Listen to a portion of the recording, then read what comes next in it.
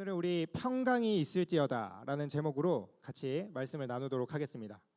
자, 우리가 우중에도 이 귀한 은혜를 사모하여 우리 기도하기 위해 이 자리에 함께 모인 우리 성도님들, 우리 서로를 격려하며 우리 앞뒤 또 좌우에 계신 성도님들과 이렇게 인사하면 좋겠습니다. 우리 지난 한 주도 평안하셨습니까?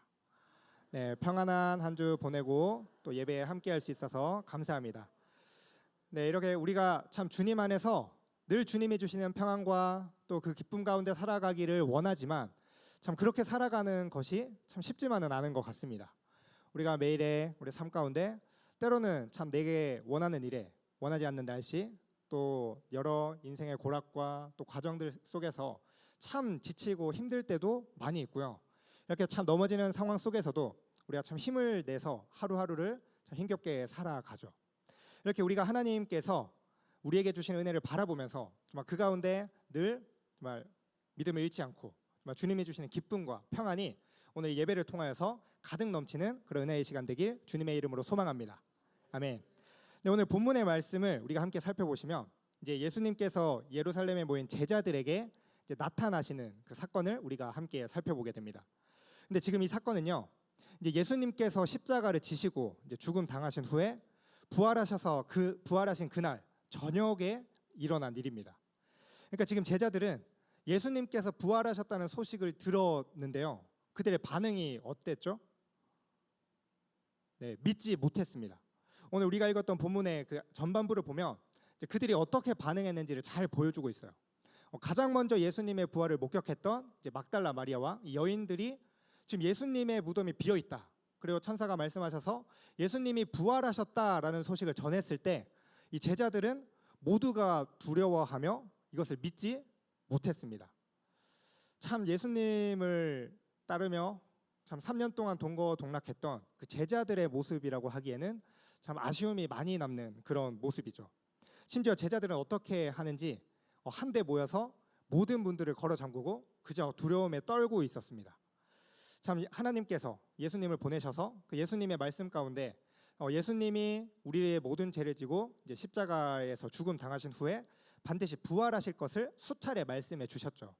이렇게 그 일이 실제로 우리 가운데 이루어졌음에도 불구하고 제자들은 그것을 믿는 것이 아니라 오히려 두려워하고 있었습니다.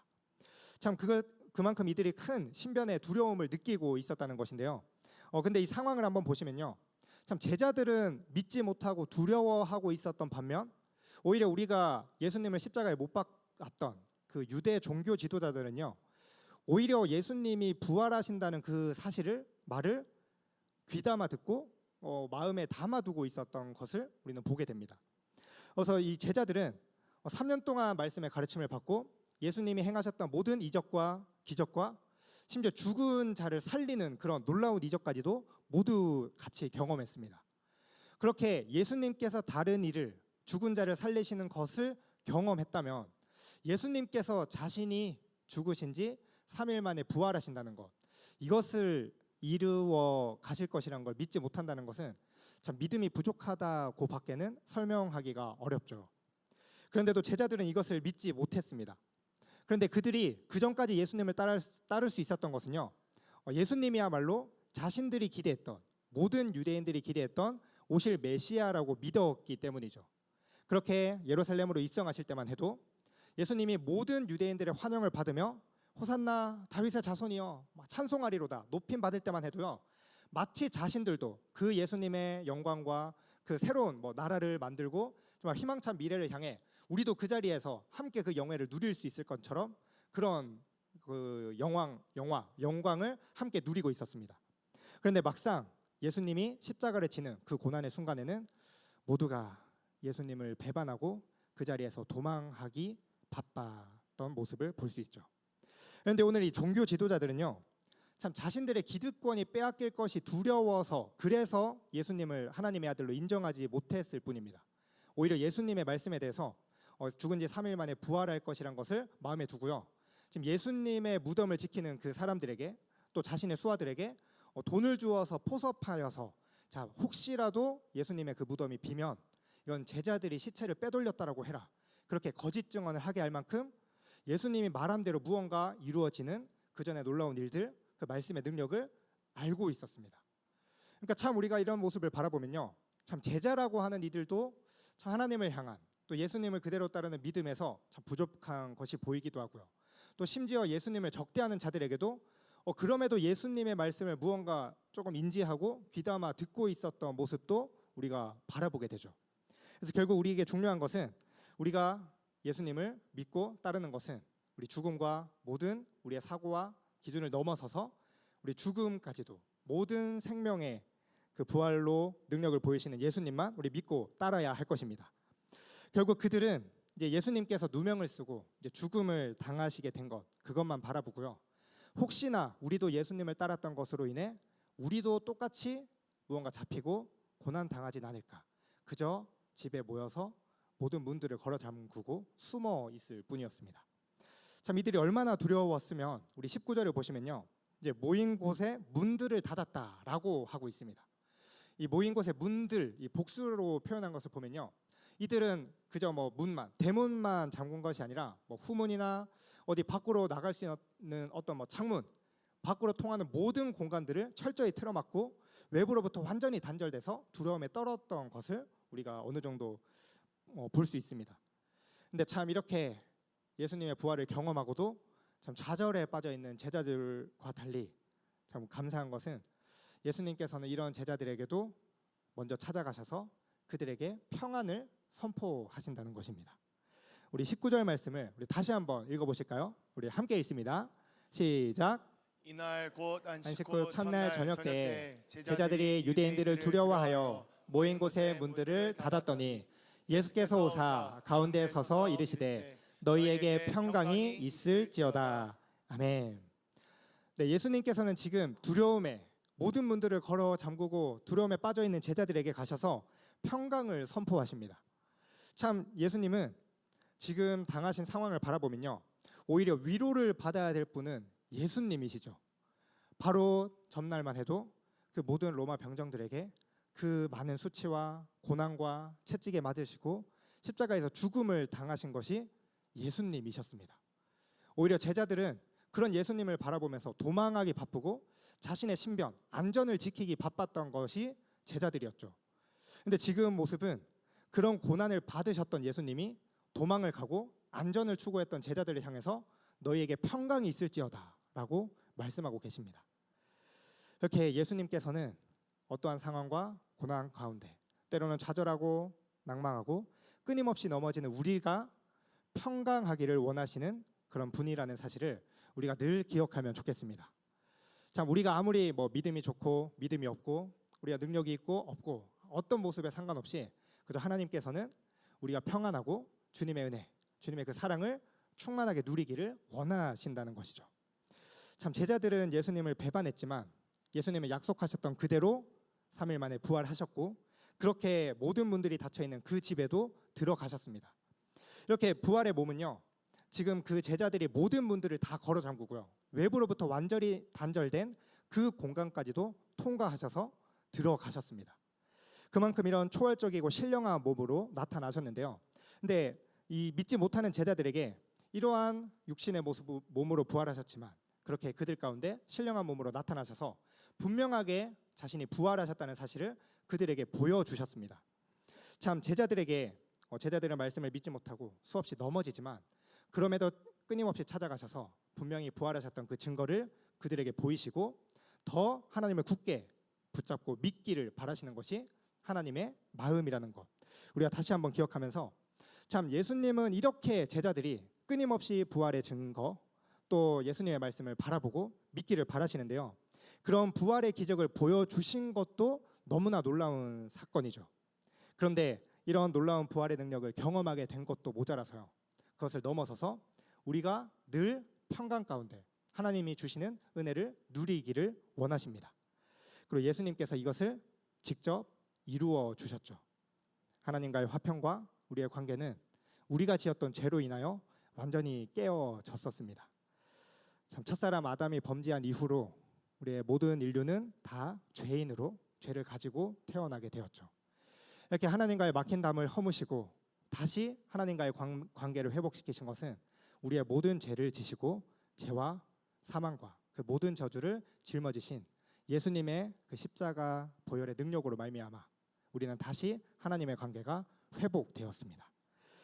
그리고 예수님께서 제자들에게 나타나신 것, 지금 제자들은 문을 모두 걸어 잠그고 있었지만 예수님께서 그들에게 찾아가셔서요 평강을 선포하시고요, 하나님께서는 끊임없이 우리가 그 화평케 되는 은혜를, 하나님과 관계를 회복하기를 원하신다는 사실이죠.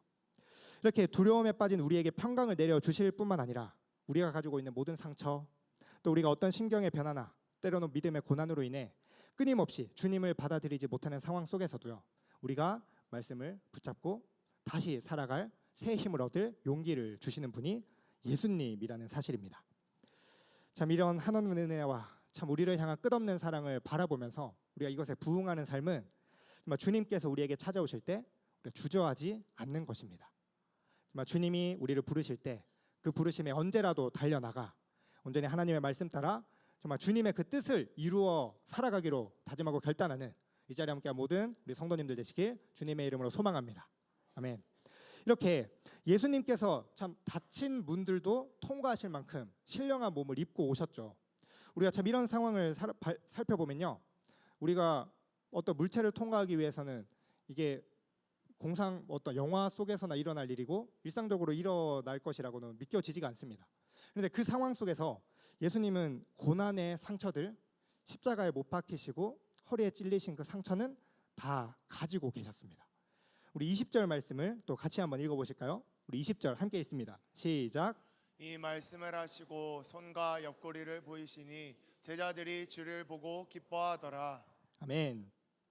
네, 이 말씀을 하시고 나서 제자들이 손과 옆구리를 보여주실 때 보니 예수님의 흔적을 보고 예수님이 맞구나 확신하고 그것으로 인해 기뻐했습니다. 참 다친 문도 통과했던 그런 신령하고 어떤 초월적인 몸에 이런 상처와 흔적은 왜 남아 있었던 것일까요? 이런 물체를 통과할 수 있으면 그런 상처도 참 사라질 수 있는 것 아닌가 생각이 드는데요. 이것은 예수님의 고난이 바로 우리가 그 우리의 죄로 인한 고난이었음을 늘 기억하고 받아들여야, 맞닥뜨려야 진정한 예수님의 부활이 우리에게 허락된다라는 것을 우리에게 말씀해 주고 있습니다. 주님께서 우리에게 당하신 고난, 이것을 우리가 죄인이라는 사실, 우리의 죄로 인한 것이라는 것을 받아들이지 못한다면 예수님께서 지신 그 모든 십자가의 고난, 우리를 당한 그 질고와 채찍과 그 수고는 아무 의미가 없게 되겠죠. 바로 우리의 죄 때문에, 바로 나를 위해 예수님께서 그 모든 죄를 지시고 그 상처와 흔적을 우리에게 보이시며 우리가 날마다 지었던 그 죄, 옛사람의 그 추악한 삶을 기억하며 그 삶으로 돌아가지 않기를 원하신다라는 사실입니다. 그러나 주님께서 이 십자가를 지셨던 이 고난으로 인해서요, 우리가 그 말씀을 깊이 흔적과 고난을 기억할 때 주님이 당하신 그 깊은 상처, 그 고난이 얼마나 크고 놀라운지를 기억하게 되고 우리가 그것을 바라볼 때 다시는 죄 가운데의 삶이 아닌 정말 주님이 당하신 그 순종과 믿음의 삶으로 우리도 함께 나아갈 수 있을 것입니다. 참 이것을 깨닫는다면요, 예수님의 고난, 그 십자가의 죽으심은요 단순히 성경에 기록된 그냥 역사적인 하나의 사건이 아니라 오늘 나를 위해 그 다른 누구도 아닌 나의 죄 때문에 나를 살리시기 위한 예수님의 생생한 살아 역사하시는 어떤 증거, 나를 위한 기적이자 놀라운 삶의 은혜라는 것을 우리는 바라보게 될 수 있을 것입니다. 이렇게 날마다 주님의 이 고난의 흔적, 그 못 박히신 십자가를 바라보며 우리는 끊임없이 우리를 향하신 사랑과 그 크신 은혜에 기뻐하면서 그 믿음에 합당한 삶을 살아드려야 하는데요. 근데 우리가 여기서 어떻게 하면 주님의 크신 사랑, 이것을 갚아 드릴 수 있을까요? 어떻게 갚아야 할까요? 네, 너무 어려운 질문이죠. 그 크신 사랑을 우리가 감히 갚을 수도 없기에, 네, 이것은 우리 21절 말씀을 보시면 예수님께서 이렇게 말씀하십니다. 우리 21절 같이 읽겠습니다. 시작. 예수께서 또 이르시되 너희에게 평강이 있을지어다. 아버지께서 나를 보내신 것 같이 나도 너희를 보내노라. 아멘. 네, 우리 21절에 이르러서도요 19절 말씀에 이어서 예수님이 또 제자들에게 너희에게 평강이 있을지어다라고 평강을 선포하시는 것을 보게 됩니다. 근데 이게 19절과는 조금 내용이 다릅니다. 우리 19절에서는 참 두려움에 떨고 있는 제자들에게 평강을 선포하시고 두려움을 없애기 위한 평강이었다면 지금의 평강은요. 이제 이어지는 후반절 말씀이 있죠. 우리 평강이 있을지어다라고 하시고 그다음에 어떤 말씀이 이어지죠? 아버지께서 나를 보내신 것 같이 나도 너희를 보내노라라고 말씀하십니다. 즉 우리 예수님께서 평강에 있으라고 말씀하시면서 아버지께서 나를 보내신 것 같이 우리를 보내셨다라는 것은요.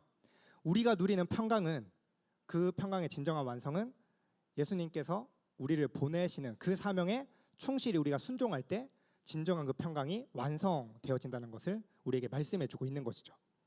이렇게 주님께 받은 은혜와 평안을 그 크신 사랑을 우리가 갚아드리는 삶은 다르게 말하면요. 우리가 이 복음을 전하고 하나님께서 우리를 보내시는 그 부름에 순종할 때 우리가 진정한 하나님이 주시는 완벽한 평안을 누릴 수 있다라는 것입니다. 이렇게 이 세상 가운데 하나님께서 우리에게 허락하신 평안을 또 예수 그리스도의 복음의 능력을 우리가 힘써 전하고 증거하면 그 땅 가운데 전해지는 평안을 통해 우리는 더 큰 평안, 더 놀라운 하나님의 은혜를 우리가 함께 누릴 수 있게 되는 것이죠. 참 이렇게 예수님의 지상 명령, 참 오늘 마지막으로 예수님이 세상을 떠나시면서도 우리에게 말씀하신 것은 우리가 모든 민족을 제자로 삼아 아버지와 아들과 성령의 이름으로 세례를 베풀고 분부한 모든 것을 가르쳐 지키게 하는 것이죠. 정말 이 말씀, 우리가 복음 전하는 사명에 힘쓸 때 비로소 우리 성도들은 완성되고 완전해진다라는 사실입니다. 근데 우리가 이 예수님의 지상 명령을 따르고요, 이 복음 전하는 사명을 완수하는 것 쉬운 일인가요? 어려운 일인가요? 네, 너무나도 어렵습니다. 우리의 힘으로는 감히 감당할 수가 없습니다.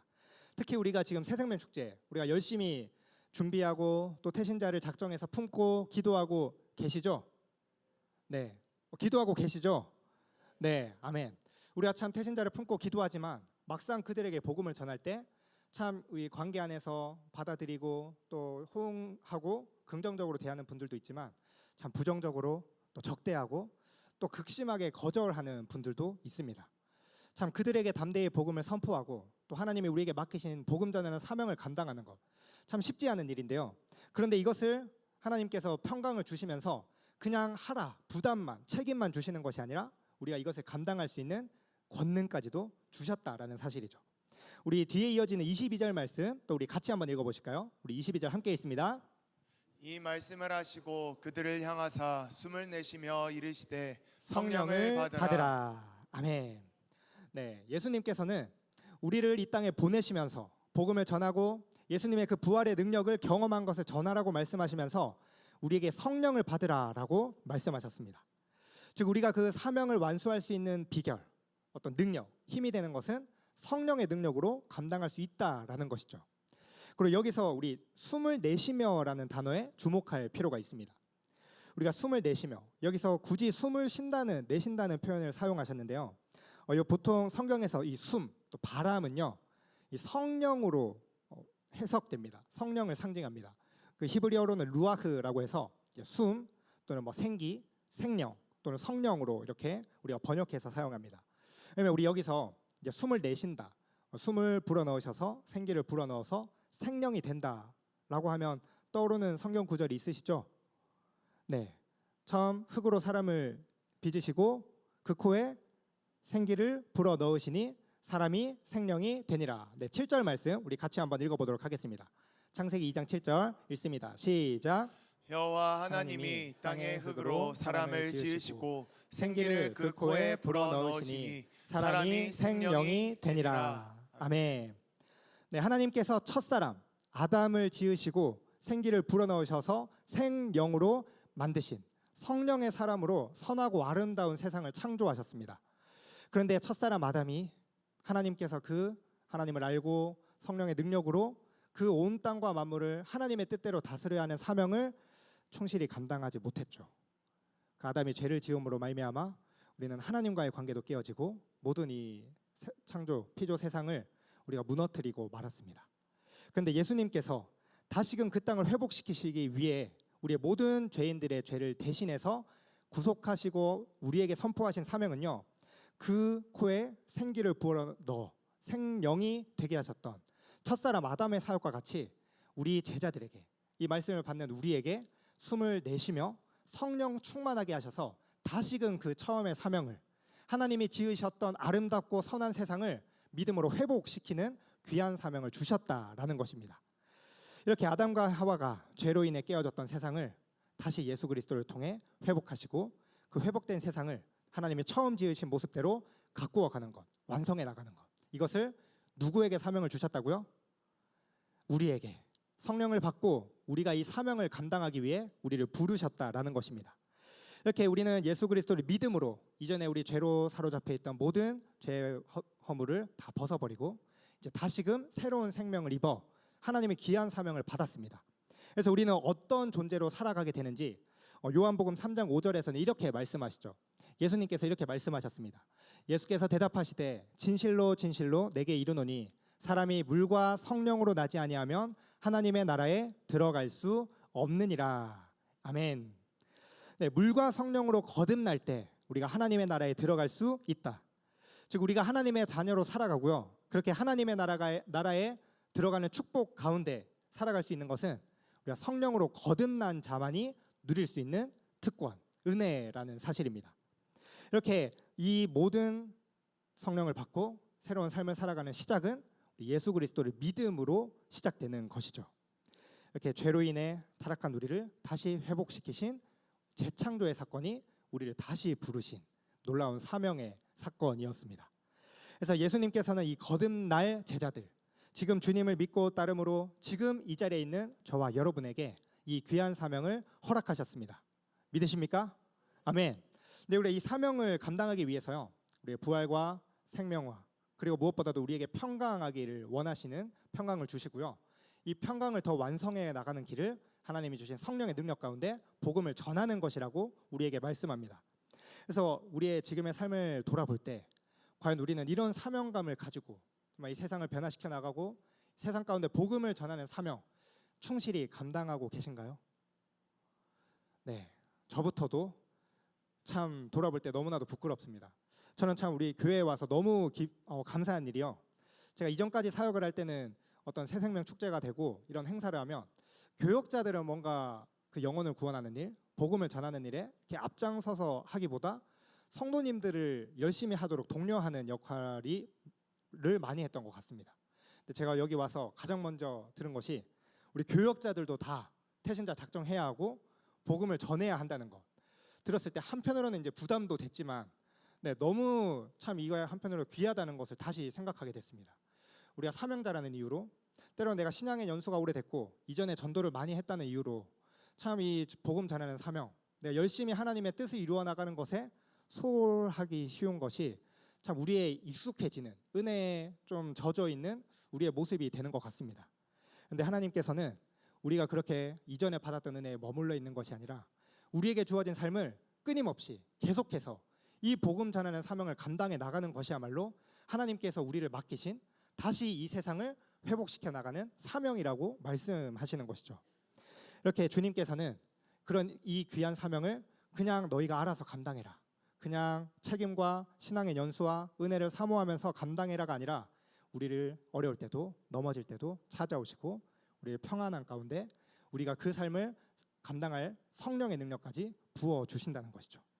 그래서 오늘 마지막 23절에서 우리가 얼마나 큰 권능인지를 이렇게 말씀합니다. 우리 23절 다 같이 한번 크게 읽어보겠습니다. 시작. 너희가 누구의 죄든지 사하면 사하여질 것이요 누구의 죄든지 그대로 두면 그대로 있으리라 하시니라. 아멘.